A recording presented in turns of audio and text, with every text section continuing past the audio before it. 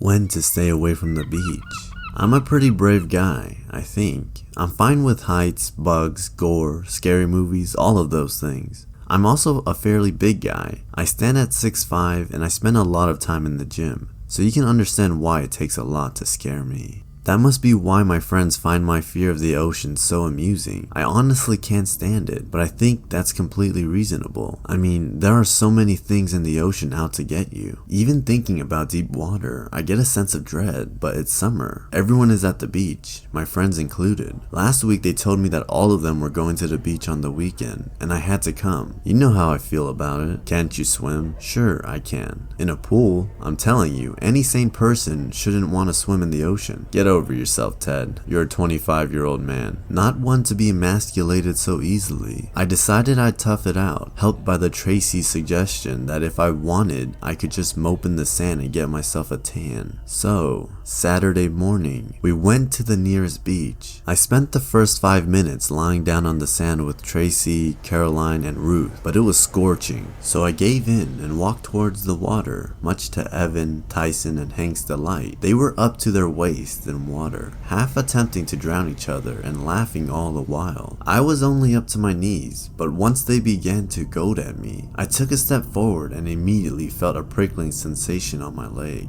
Evan moved towards me, probably planning on dragging me deeper, but I yelled at him to keep his distance. This weird-looking jellyfish just stung me. "Oh, I see it," he responded. The bell or hood, which is to say, the head of the jellyfish, was transparent. It looked like there was this pink, wrinkly mass inside, with a ton of tentacles dangling from it, several of them touching my leg. Safe to say, I hopped back onto the sand pretty quickly. Tracy was apologizing profusely for pressuring me into swimming, which I just laughed at. "That's a nasty looking sting you've got there, Ted," Evan interjected. He was right. A solid part of my leg surrounding the sting had gone extremely pale. "You want me to pee on it?" Tyson joked, now having walked over. "I'll pass. I'm not getting back in the water though." "Okay, Ted, I'm not gonna argue with you."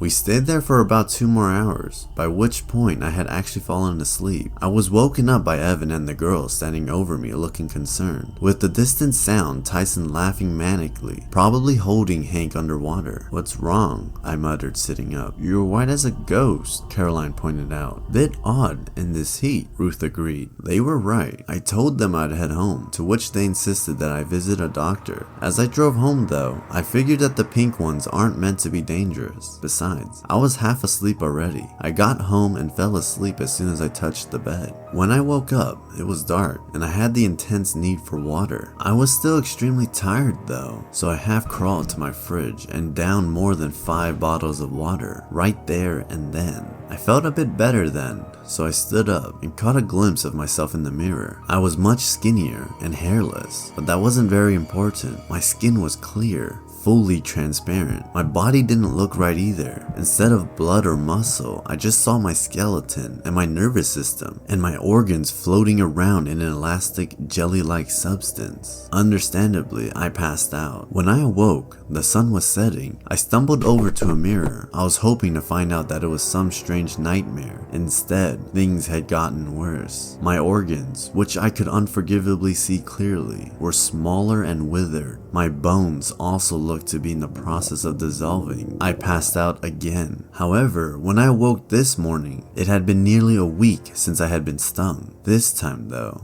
I was comparatively full of energy. I walked over to a mirror once again. I looked like a humanoid mass of jelly. The only things inside of me were my brain and my eyes, now surrounded by a jellyfish hood, and my nervous system in the final process of arranging itself into tentacles. Worse than that though, I had the irresistible urge to return to the ocean. I managed to drive myself to the beach and found myself looking at around a dozen other people in the same state as I'm in. It makes sense. The beach was crowded when I visited last. As I watched everyone walk in, as soon as they set foot in the water, they collapsed forwards, dissolving, leaving only the head and tentacles. It's kind of an effort resisting the urge to just enter the sea. That's when my eyeballs are gonna disappear and I'll be just left as a jellyfish. There are only 2 things I could hope for now. 1, that I'm not conscious as a jellyfish. 2, that the beach isn't crowded this weekend. I'm not confident in either, so my advice, stay away from the beach.